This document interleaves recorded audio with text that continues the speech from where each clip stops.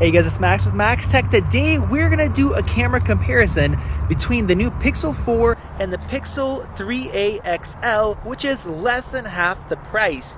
I'm starting off using the front-facing camera. Both these can shoot 1080p at 30 frames per second. And you guys could tell the audio that I'm using from each one of these microphones as the little speaker icon switches. So let's go ahead and start out by doing some walking here. And both of them are mounted to the same handheld rig. So you guys can tell which one of these has some better stabilization and also dynamic range up there in the sky.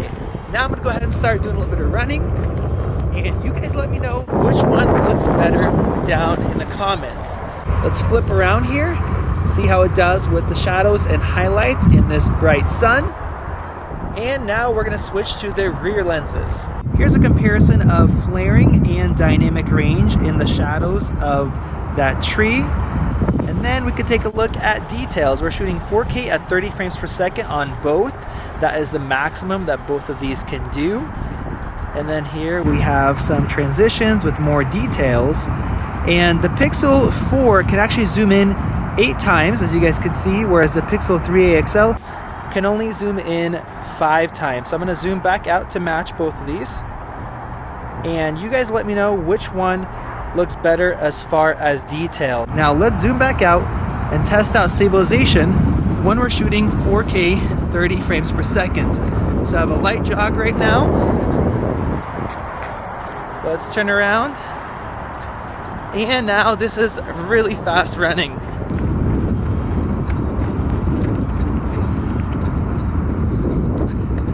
And now we're testing out stabilization when I am running. Starting off with the sunrise, the Pixel 4 pushes up the shadows a bit more and has less saturation with a little bit more flaring.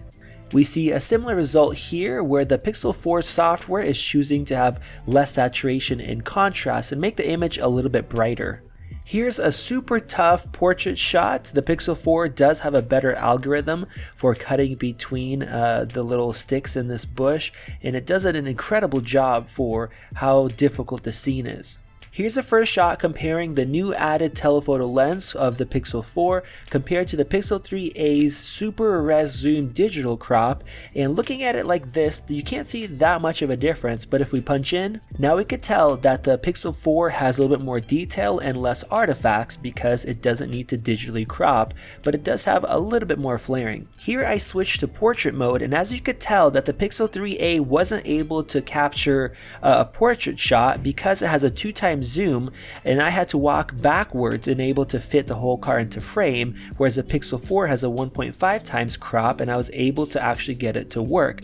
Now if we punch in, another thing you'll clearly notice is there's a lot more artifacting and noise in the Pixel 3a's photo, even though the ISO, as you can see, is basically the same. That's because of the extra crop. We're only actually capturing about 6 megapixels worth of data compared to 9. The Pixel 4 does still use the super res zoom algorithm alongside its telephoto lens, and here we can see way more detail when I punch into 5x on both of these, which is the limit on the 3a, where the Pixel 4 can actually zoom in more if you would like, but we clearly see a big difference in detail.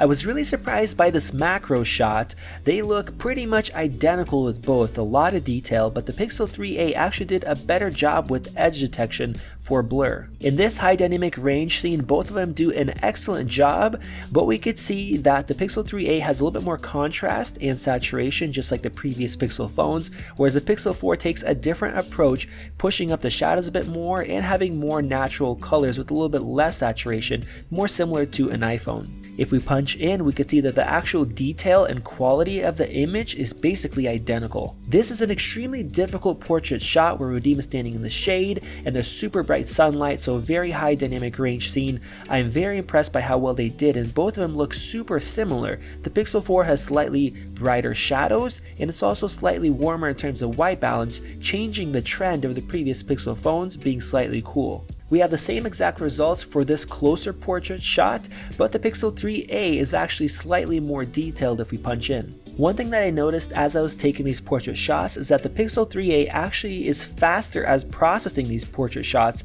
than the Pixel 4, which doesn't make sense because it has a slower CPU. Now onto a wide sunset shot. The Pixel 4 has a little bit better dynamic range with more sky detail, but there's also a lot more noise in the truck.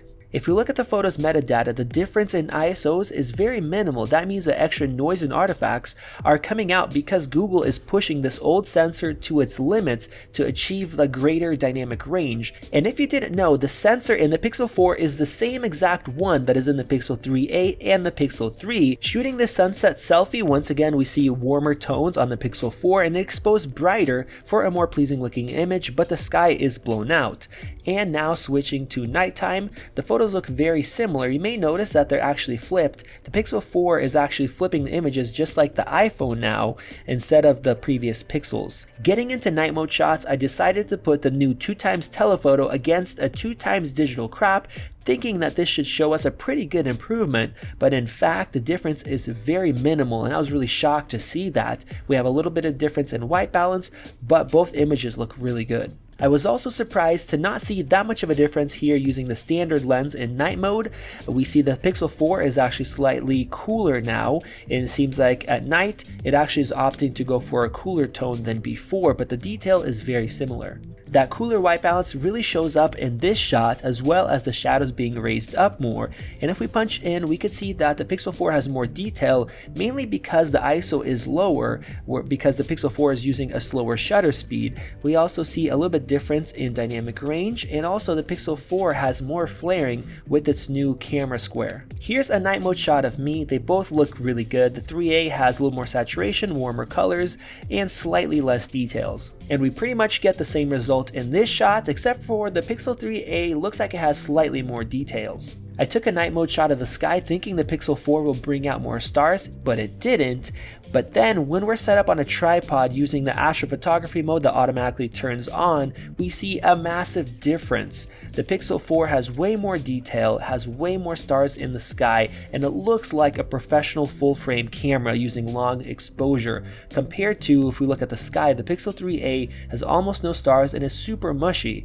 Looking at the ISO, we're at 2198 compared to only 71, which is like a daytime photo, because the Pixel 4 took about 2.5 minutes to take this photo compared to just a few seconds. Seeing this massive difference in detail would make you think that the file size would be much larger, but in fact, no, it is not. It looks way better and the file is actually smaller. Here's another astro shot, even though we're not shooting the sky. This one is about 90 seconds and the result in detail is incredible. Now it's not as big of a difference as before because we had way more light, but we're going from something that looks like a great night mode shot to something that looks like a DSLR. Here's another astro shot compared to a standard night mode shot. This one doesn't have as huge of a difference because it was the brightest, but we still see that we have a lot more stars with the Pixel 4 and more detail.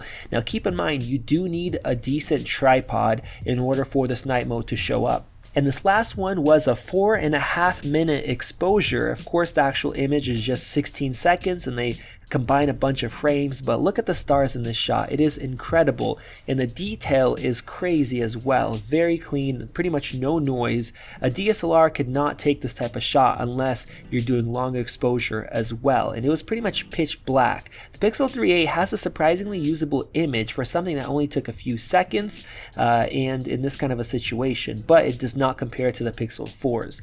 Now let's go inside and take a couple more photos here. I have a portrait mode shot of Vadim, and here we can clearly tell the difference in white balance where the Pixel 4 is choosing to go for a cooler tone, making him look kind of unnatural compared to the Pixel 3a's warmer tone. And we could see the same thing right over here. And now it's time to finish up with some 4K low light footage in our office here with the lights shut off. And there we have it. You guys let me know, does the new Pixel 4 have much better photo and video quality than the budget Pixel 3a XL, or does the budget device that comes in at less than half the price keep up surprisingly well? I want to hear your guys' opinions down in the comment section below. Go ahead and click above to subscribe and down below to enable notifications. This has been Max with Max Tech, and I will see you in the next video.